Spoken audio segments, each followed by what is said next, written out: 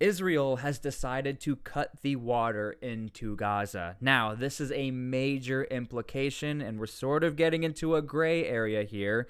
We already know there's always going to be collateral damage, especially in places like Gaza, where the populations are highly concentrated. But when you start to cut the water, the power supplies, no more internet, understand the people who get affected are the civilians, but Israel says we have a lot of justification here. Understand, on day 0, 1,000 plus Israelis were taken out. And we are in the opportunity now to directly attack the opposition. You see, from the United States perspective, I'm from New York, it took us a long time to get over that one attack that happened in 2001. You can't say the name on here on YouTube, but you know what I mean. It took us a long time, and it brought us into 20 years of conflict, and we're still fighting in the Middle East. Whereas Israel is in a more advantageous spot to where now they can attack and eliminate the threat to their country. Now, Israel is sort of facing complications here where they are also getting attacked from the north, and these are indicators where we might see a domino effect. You see, in the Middle East, happens all the time. On holidays, you might spike up an attack from the opposition. In this sense here, Hezbollah has been highly motivated to get in on this conflict. Israel is already trading shots back and forth with Hezbollah on the Lebanese border. And for the most part, Israel is rather secure down in Gaza. The big threat for Israel right now is making sure that the entire country is secured, but the way they're doing it is to also make sure Hamas has literally zero supplies to even feed themselves, give them water. They want Hamas to have zero abilities to do anything. So here's what Israel is trying to do. You also have another threat that's more unseen. You have tunnel systems throughout Gaza.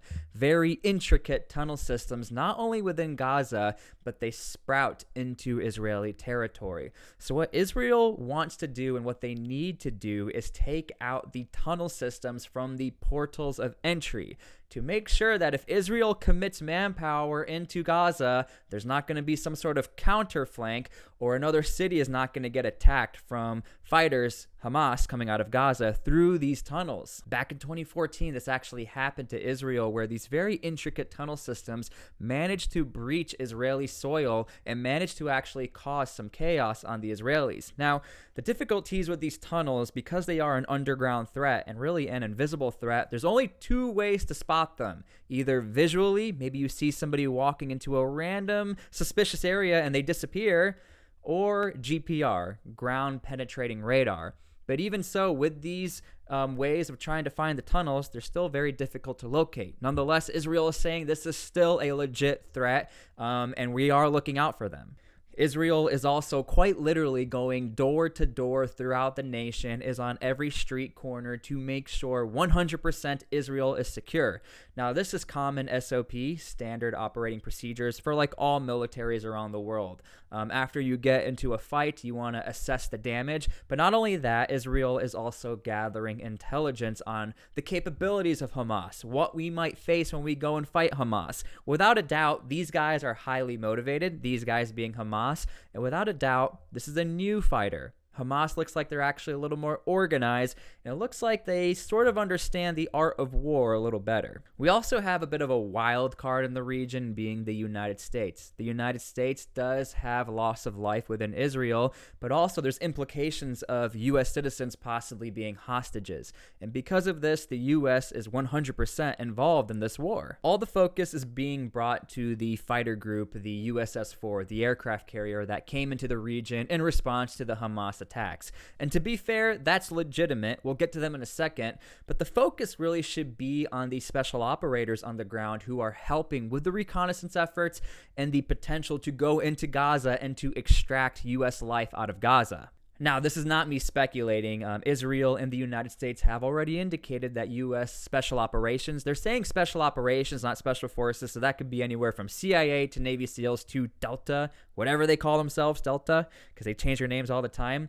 Nonetheless, United States Special Operations is in on this war, and they are helping with looking for hostages, or at least planning phases for looking for hostages. Now, let's get back to that aircraft carrier, the USS Ford. Understand this: the USS Ford is not necessarily there directly for Israel. The United States is preparing for maybe lone wolf attacks on troops in Syria. Maybe something might pop off in Iraq.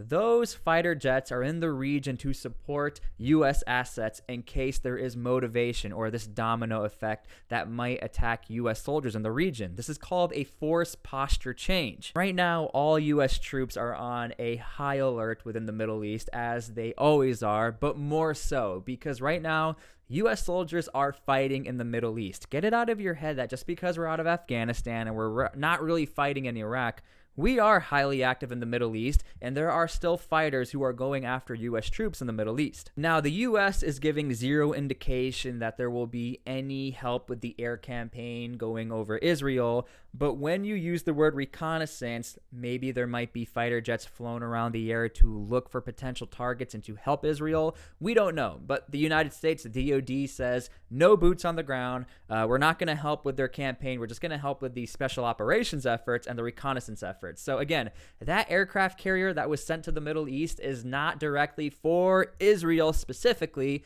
more so to help U.S. assets throughout the Middle East. Now, I have to mention this because it's totally ironic, and this is such a U.S. military thing to happen. I don't know if it's by accident or it's just the perfect timing. The USS Roosevelt is actually on the schedule to be deployed in the exact same region, so we might have the potential for 2 aircraft carriers, but don't shout for joy yet. Understand this: upon initial reporting of the first aircraft carrier, there was a tone in the Middle East of, is this an escalation of force? What is the U.S. military doing back in the Middle East? I thought they lost in Afghanistan. Well, with a second aircraft carrier coming into the region, that leaves a lot of room for misinformation and a lot of room for, hold on, the United States is looking to invade. You need to come help our brothers in Palestine and come help Hamas and come help Hezbollah. If you think I'm crazy for saying this, again, go look at the initial news reports. Anything for motivation for these fighters is being used because they're being pinned into a corner.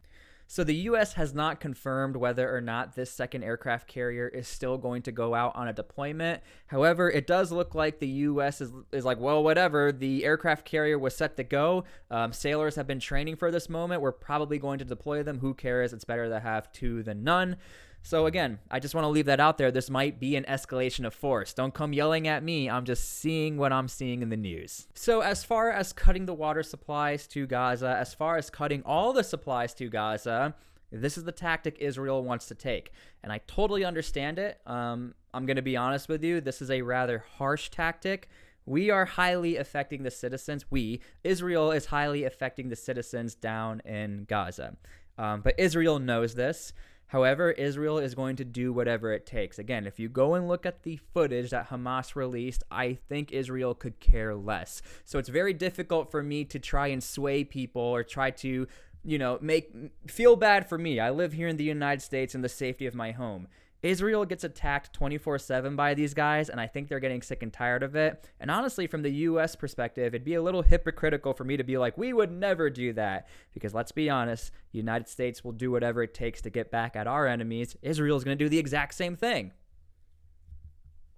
So let me know what you guys think about this. Really, it's a siege. Like, we're almost back 2,000 years ago. This is what Israel is doing.